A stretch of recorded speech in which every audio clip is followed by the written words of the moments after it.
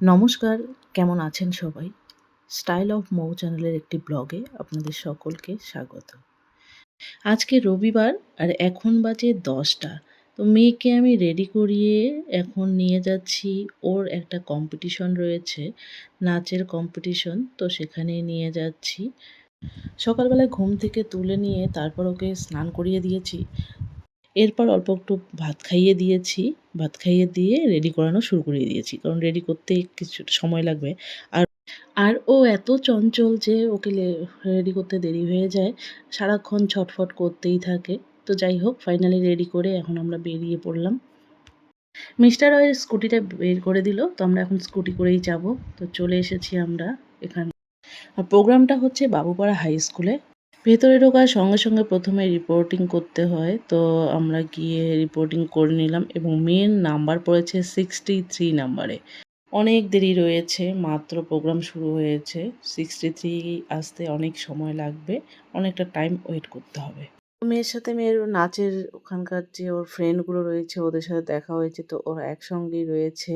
তো এখানে চুপ করে বসিয়ে রেখেছি, কারণ ঘেমে যাচ্ছে আর প্রচণ্ড গরম পড়েছে। আর হাতে ধরিয়ে দিয়েছি একটা হ্যান্ড ফ্যান। গরমের মধ্যেও তবু চুপচাপ বসে থাকে না।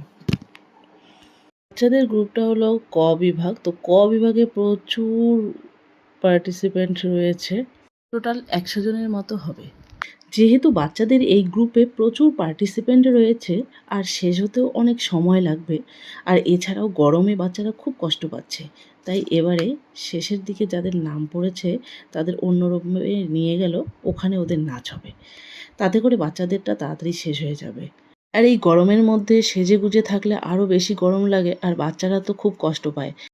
এখন ডান্স করছে রাই, এখন ওর ডান্স চলছে। তো প্রোগ্রাম শেষে এখন আমরা বেরিয়ে যাব। তো বেরিয়ে পড়লাম। এরপর ওরা সকলে মিলে একটু এসে ফটোশ্যুট করবে বলে এদিকে চলে এলাম। তো বাচ্চাগুলো সবাই ওরা একসঙ্গে ফটোশ্যুট করবে। সাথে ওদের ম্যাডামও রয়েছে আর আমরাও সাথে ফটোশ্যুট করে নিলাম। এখন আমরা চলে যাব বাড়িতে।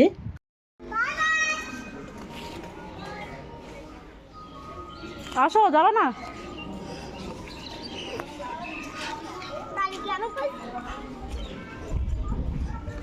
এখন 1:30টার মতো বাজে, বাড়ি যেতে যেতে 2টো বাজবে। তো এখন আমরা চলে এলাম বাড়িতে। মেয়ের মেকআপগুলো তুলে দিয়ে এরপর ওকে ফ্রেশ করিয়ে দিব, তারপর ভাত খাইয়ে দেব। তো এরপর আবার রেডি হয়ে বেরোলাম। এখন আমি আর ননদ একটু বেরোবো। তো ছুটির দিনে যে সময় অনেক কিছু কাজ থাকে আমাদের, ওগুলো আমরা সেরে ফেলি। তো এখন স্কুটি নিয়ে আমি আর ননদ আমাদের গ্রামের বাড়ি যাব।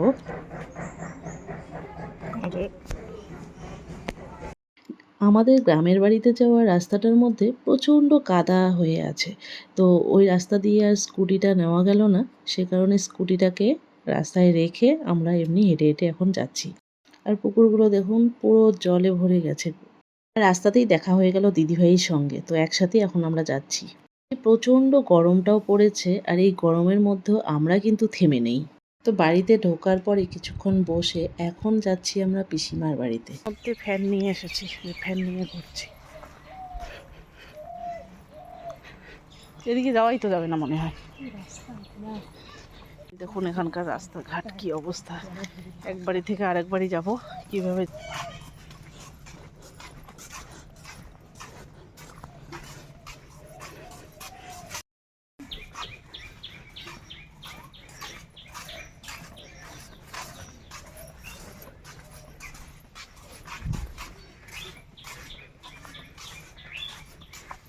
তো পিসিমার ওখানে গেলাম, তো পিসিমা আবার চা করে নিয়ে এলো। তো সবাই মিলে আমরা এখন চা খেতে বসে পড়লাম।